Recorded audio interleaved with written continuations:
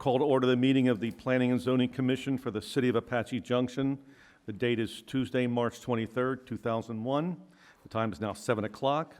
I invite you to stand with me and recite the Pledge of Allegiance. I pledge allegiance to the flag of the United States of America and to the republic for which it stands, one nation, under God, indivisible, with liberty and justice for all. All right, thank you. Roll call. Rudy? Commissioner Barker. Here. Commissioner Begeman. Here. Commissioner Cantwell. Here. Vice Chair Hanchey. Here. Chairman Heck. Here. Commissioner Cross. Here. Commissioner Here. Gage.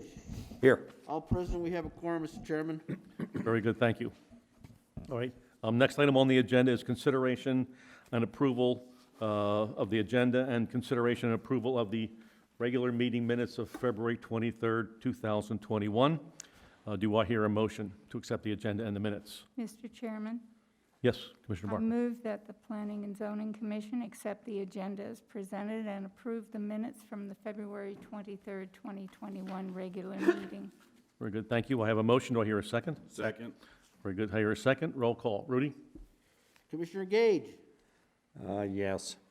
Commissioner Barker. Yes. Commissioner Begeman. Yes. Commissioner Cantwell. Yes. Vice Chair Hanchey. Yes. Chairman Heck. Yes. Commissioner Cross. Yes. So moved, Mr. Chairman. Very good, thank you. Okay, this evening, then we have two public hearings. We have case number AM-1-20.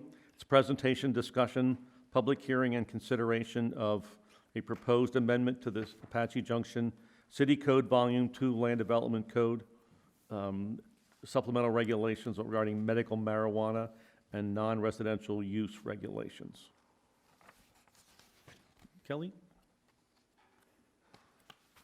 Or Kelsey, sorry, I said Kelly, sorry, Kelsey. Jeez, my bad. Okay, thank you.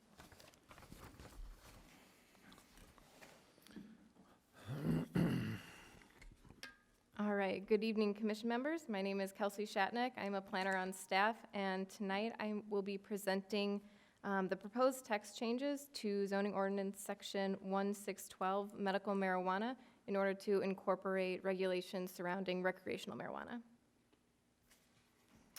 Just to give a little bit of background, on November 3rd, 2020, Arizona passed the Smart and Safe Arizona Act, also known as Prop 207, relating to the responsible adult use, regulation, and taxation of marijuana.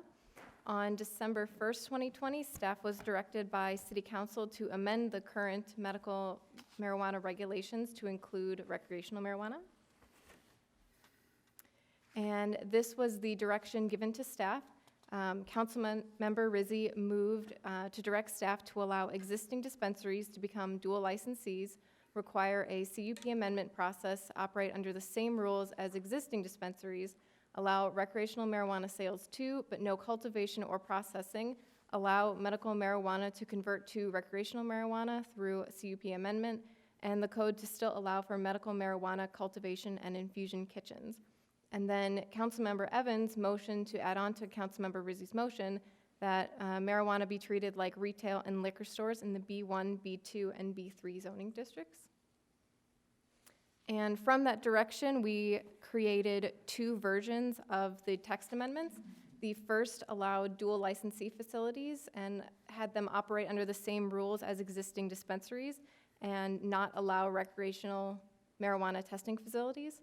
And then version 2 was to allow recreational marijuana establishments in the B1, B2, and B3 zoning districts and regulate recreational marijuana establishments the same way as liquor stores. Then on February 23rd, staff held a work session with the Planning and Zoning Commission to review the two draft text changes, and we were given direction to focus more specifically on version 2 to allow recreational marijuana in the B1, B2, and B3 zoning districts and regulate them the same way as medical marijuana facilities, or medical marijuana facilities. And just kind of a very brief, I know you've kind of seen the text already, but a brief overview of what is involved in that. We divided it into two sections. The first, medical marijuana Most of the text didn't change. We just added language to allow dual licensee facilities through the CUP process. And then we added a section on recreational marijuana to be allowed in the B1, B2, B3, and B4 zoning districts, regulated in the same manner as medical marijuana. And then home cultivation is allowed for individuals 21 years of age or older. There were only a few text changes made after the work session, so I kind of wanted to call them out specifically. The first was, per your direction, we edited the spacing requirements to be the same as the current medical marijuana spacing requirements. We added the B4 zoning district to allowed zoning districts because the original direction to staff kind of said treat them like liquor sales, and liquor sales are allowed in the B4 zoning district, so we added that.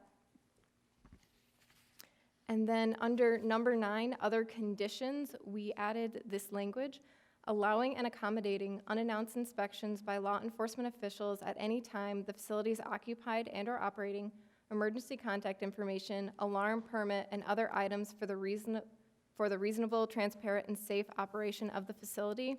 We added this language because this language is added to many of the CUP applications for medical marijuana, so we were going to just take this time to codify it. That concludes my presentation. Like I said, I didn't really make many text changes from when you saw them back in the work session, but I would be happy to pull up the changes or answer any questions you might have. Questions, any from the commission at all? Any questions? Mr. Chairman, not so much a question as a clarification. Let me make sure I understand this. If you go to sections 3 and 4 of the medical, page 4 and 5,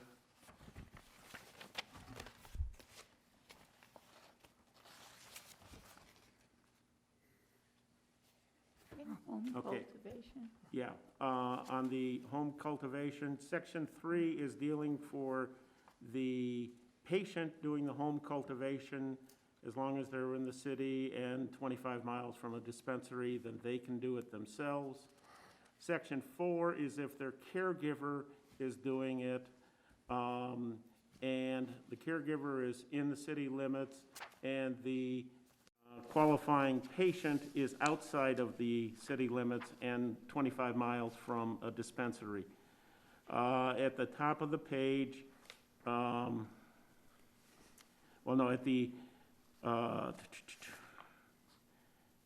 at such time as the dispensary is located within 25 miles from the designated caregiver's home, I think that should be qualified patient's home.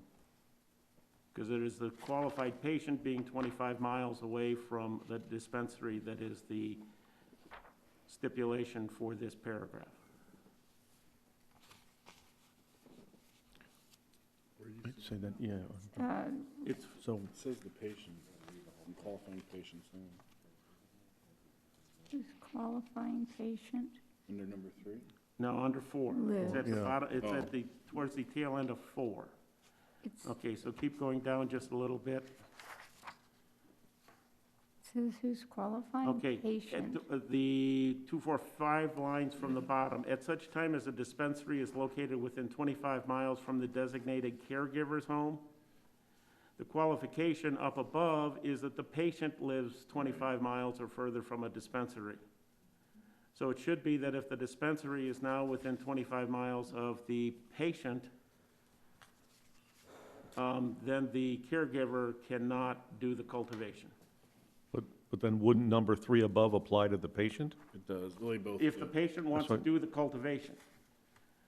Number 3 is if the patient Patient, wants to right. do the cultivation.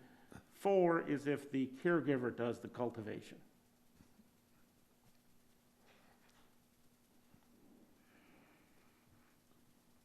Follow? Yes, I do.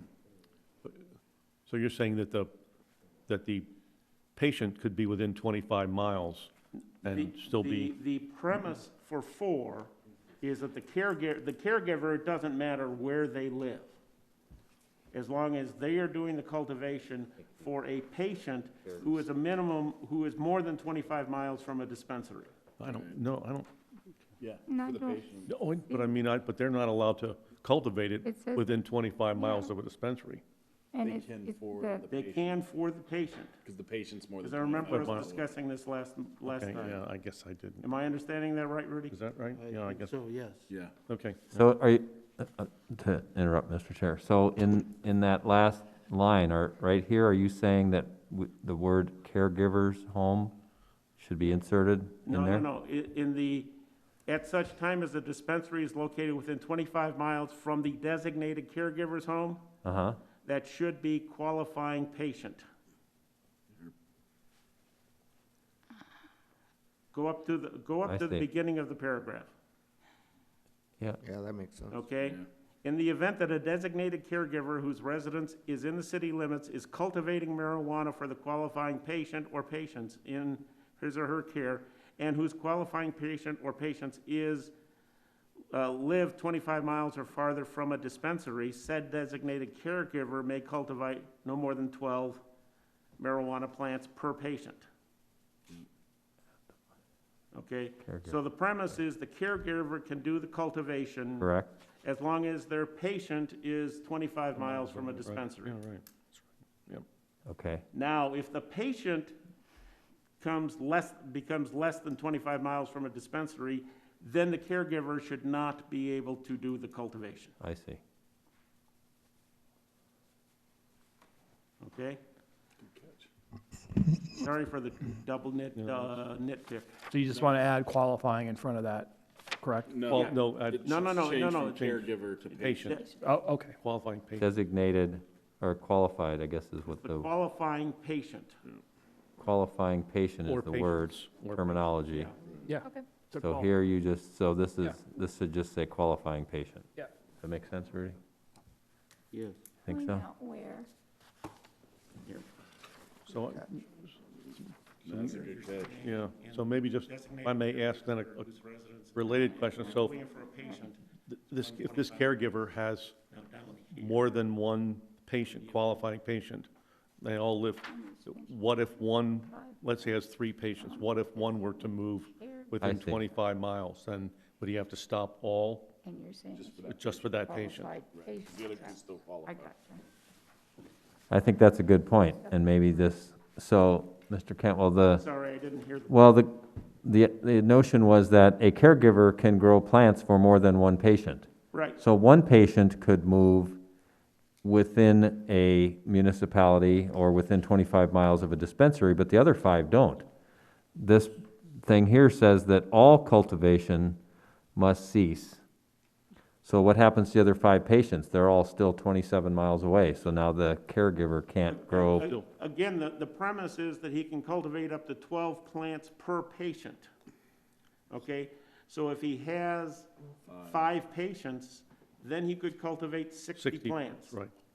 If one of those patients now is Yeah. within 25 miles, now he's limited to 48. Yeah, Right, okay. All right. so it should say from a qualified Patient, patient, not the, but a qualified patient or patient. patients. Or patients, yeah, Above. okay. So that's something, you could add that to your motion if you want to do tonight as a clarification, and when we present the ordinance to the council, and that we can add that language. So I would say, from a qualified patient, Yeah, we'll let or you go. patients, Patients, well, plural, home. okay. Right. Are there any other questions, comments from the commission? Okay, this is a public hearing. Members of the public have the opportunity to speak on this matter. Statements from the public must be related to this case and none other. Are there any individuals that wish to make a statement relative to this case? And I'm seeing none.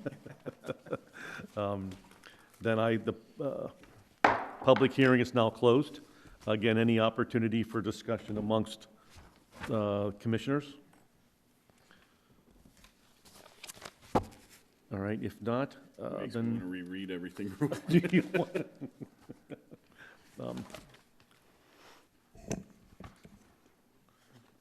Well, I am prepared to hear a motion on case AM-1-20. Mr. Chair, Yes, Commissioner Barker.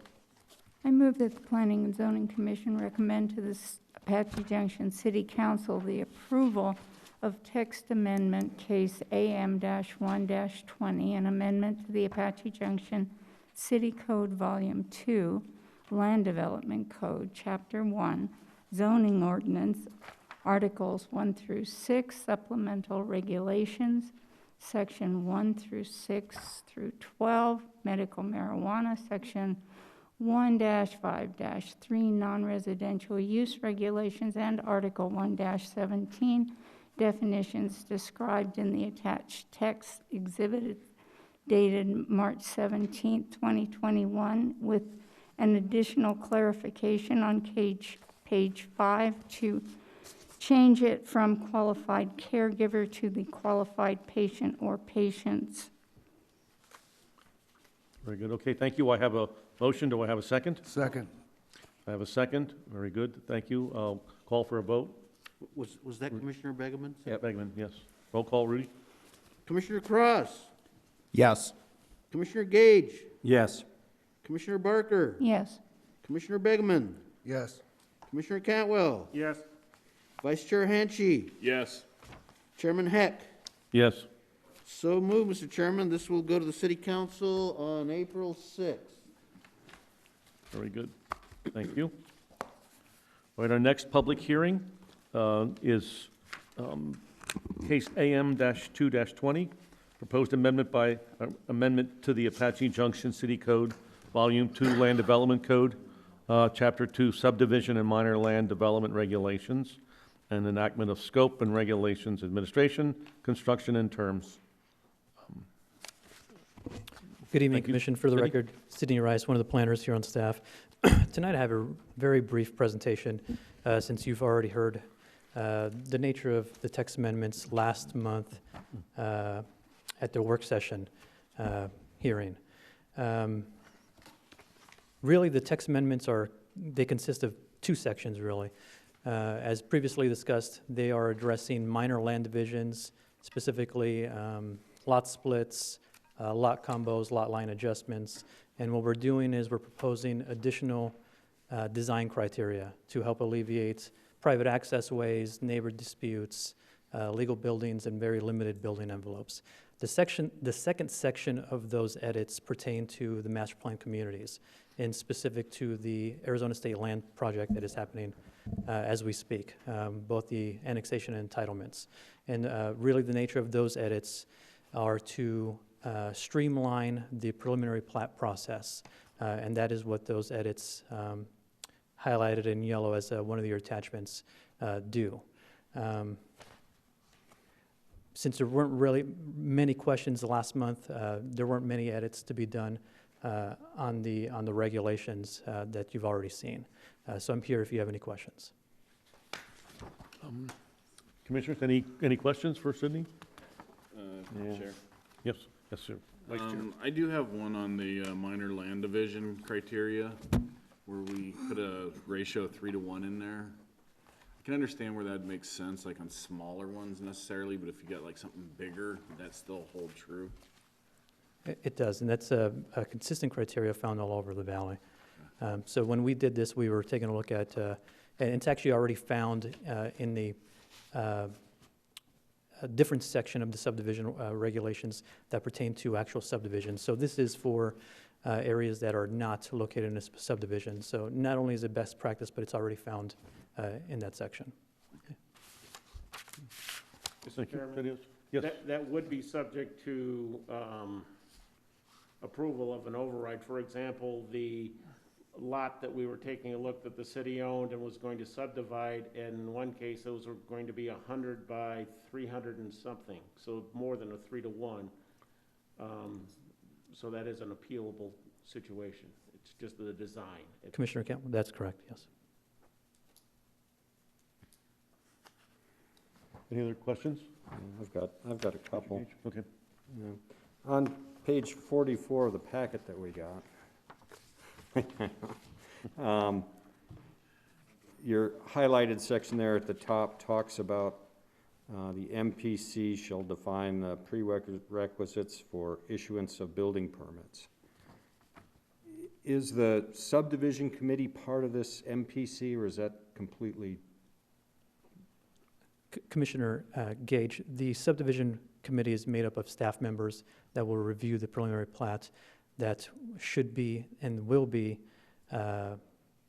consistent with the MPC materials. Okay. I hope that answers your question, Commissioner Gage. I guess, yeah, who is the MPC, I guess? Is it the developer? Is that the? The MPC is the overarching document for the master plan community. So it's a master plan community. So there's a number of documents. So the first one is the PADA, which is the Pre-Annexation Development Agreement between the developers and the city.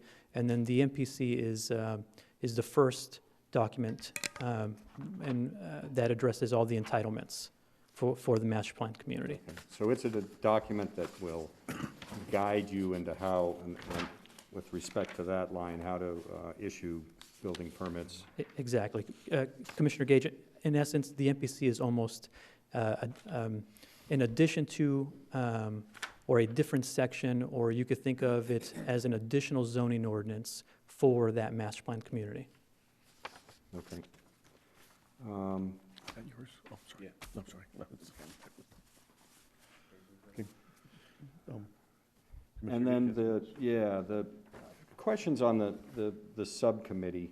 So it's comprised of 3 staff members. And it called out who they are here. I'm on page 47 in that highlighted area. City engineer, planning management, development services, principal engineer. Yeah. And these 3 all work for the city manager. It just seems like there ought to be some other kind of oversight in there to me. Someone not a city employee to aid in a little transparency for this process. And then I guess another question was, are these subcommittee meetings public? Are we going to be televised like we are here? Commissioner Gage, no, they were not going to be public. This is, the developer is proposing an administrative process because of the number of preliminary plats and associated permits that are going to be done.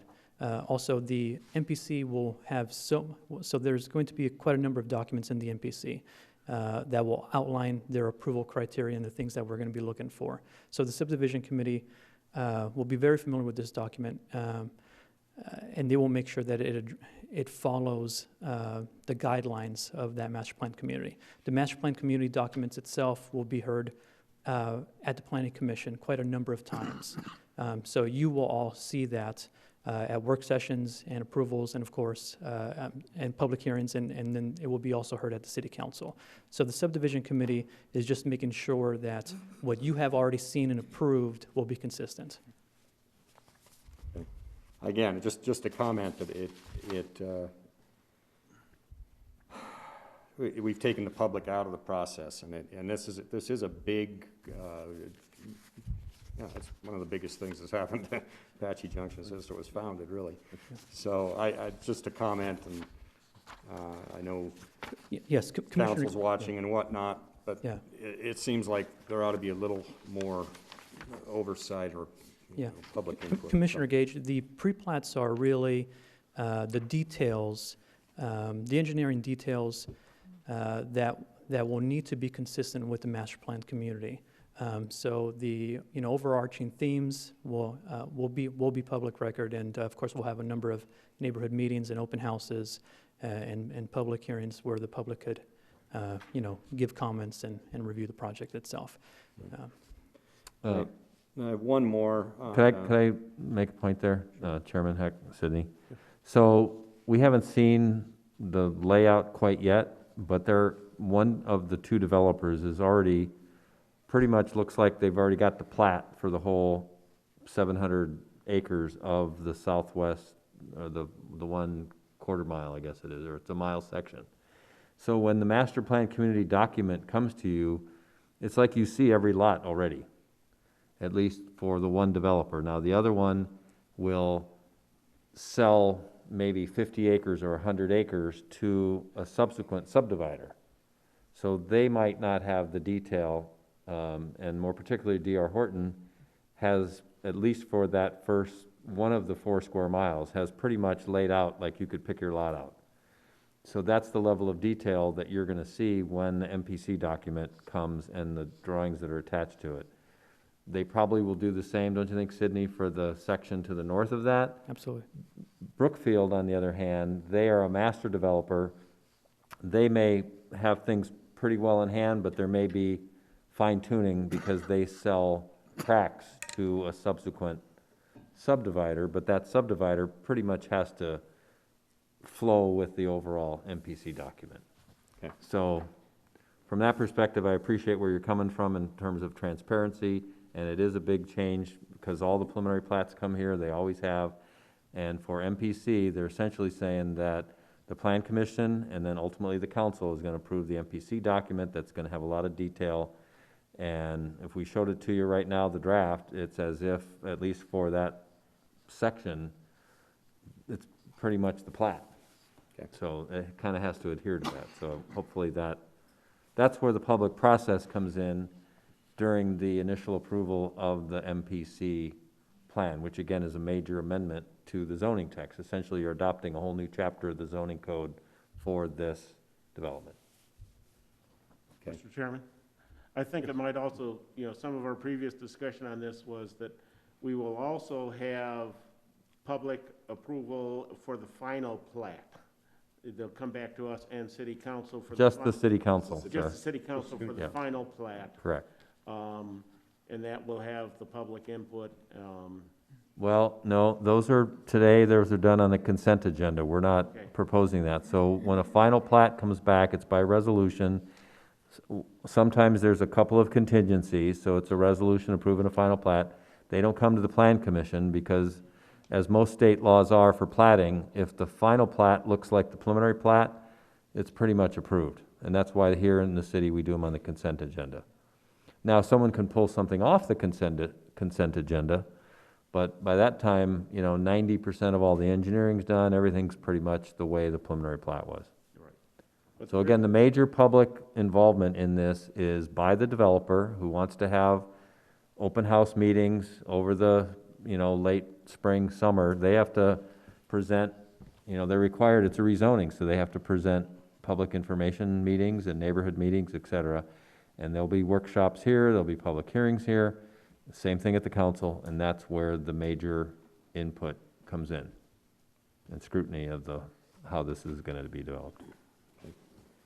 Very good. And I Jesse? had one more. On page 50 of the packet, down towards the bottom, there's a list of 11 officials that review these plats.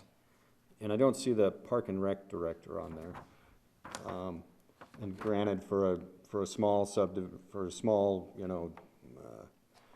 parcel division, you wouldn't include her, but something like this, it seems like there should be some Park and Rec input on the plats, so hopefully that's, and I mean, I was on the Park and Rec Commission, that's why it caught my eye, but are there any other city entities that ought to be looking at this rather massive plat thing as opposed to just a parcel division?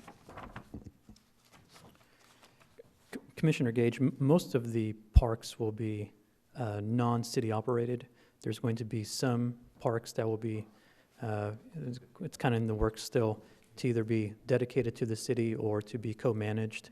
And then at that time, the Parks and Rec Department will review those proposals. And then staff here will make sure that those are consistent with the MPC documents.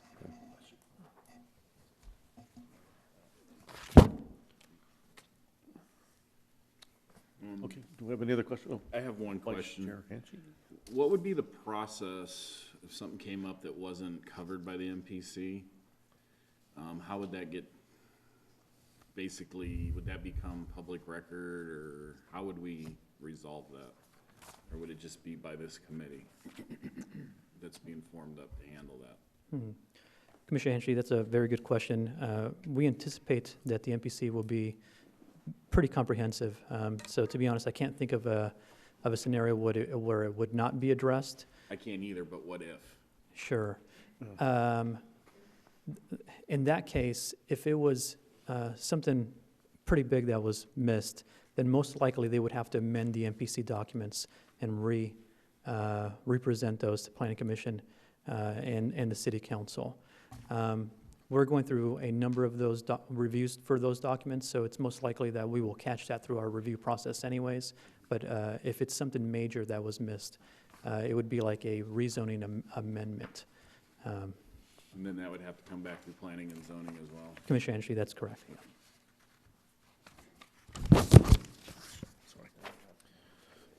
Any other questions for Sydney?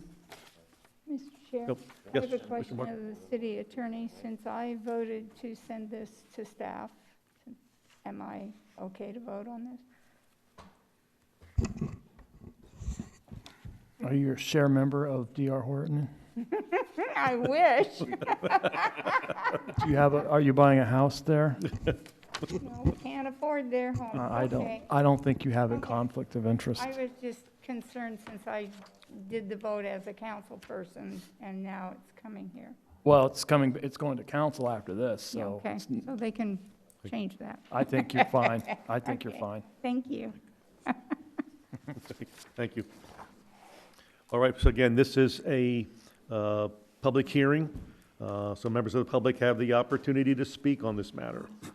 Statements from the public must be related to this case and none other.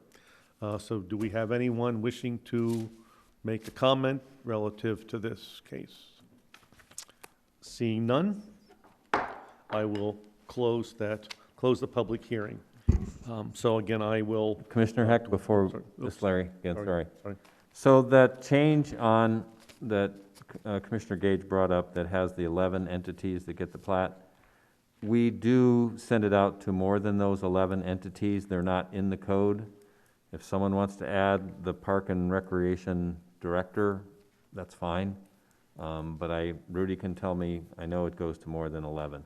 You know, we send it to the city manager, we send comments to, and historically, Park and Rec has always been part of the plat, but not formally in the code. So the only change we're making is adding principal engineer, but code is open to any other changes if you want to make them. But I know that we send it to more than those 11 recipients. Well, thank you. All right, before you have a motion, any more discussion? Okay, hearing none, do I have a motion? Oh, okay. Before I do this motion, Mr. Gage, would you like that added? Yeah, I think that should Okay. be added. Okay, thank you. I move that the Planning and Zoning Commission recommend to the Apache Junction City Council the approval of the amendment, case AM-2-20, a city-initiated text amendment to the Apache Junction City Code, Volume 2, Land Development Code, Chapter 2, Subdivision and Minor Land Division Regulations, Article 2-1, Enactment of Scope of Regulations, Administrative Construction and Terms, Article 2-2, Platting Procedures and Requirements, Article 2-3, Subdivision Design Principles and Standards, and Articles 2-5, Administrative Subdivisions, Land Splits, Minor Land Division, Lot Line Adjustment, and Lot Combinations, with an additional person added to the group that will receive this, adding the Parks and Rec Director.